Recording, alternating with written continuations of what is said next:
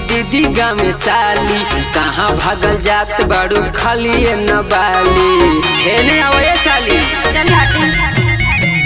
आइल बाड़ू होलिया में दीदी गाँव में साली, कहाँ भागल जात बाड़ू खाली न बाली। सुनो देखो 24 के ई नया चाल बा, हो चाल बा। अच्छा आई तो हर जीजा चुकारी नाम बा, दिला हई गए मुर्गे रंग में बरान बा। रंग तो हर गोरे गलई है काम बा, दिला हई बबुआ के रंग में बरान बा। बुझलू हो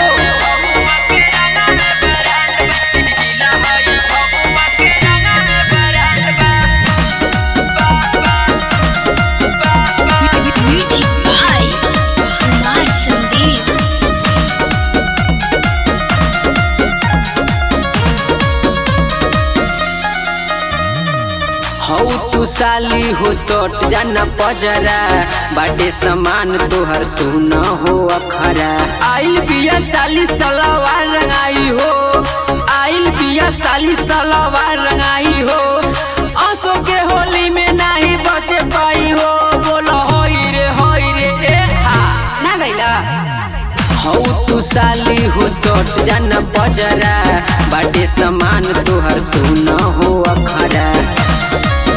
जीजा साली के होली सानबा हो सानबा।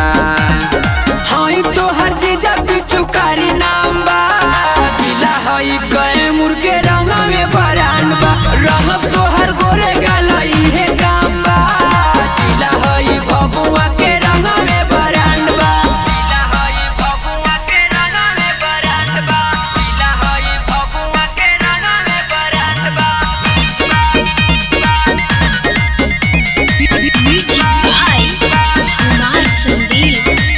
भैया के मन रखेली हो भौजी, बन जा तू होलिया में साली मौगी। आइल बाटे होली हर साल मनी हो, आइल बाटे होली हर साल मनी हो।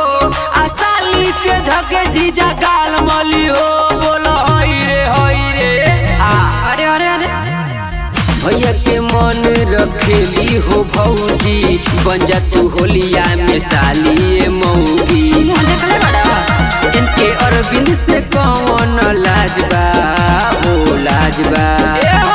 हई तो हर जीजा चुकारी नाम बा, दिला हई कए मुर्गे रंग में बरान बा।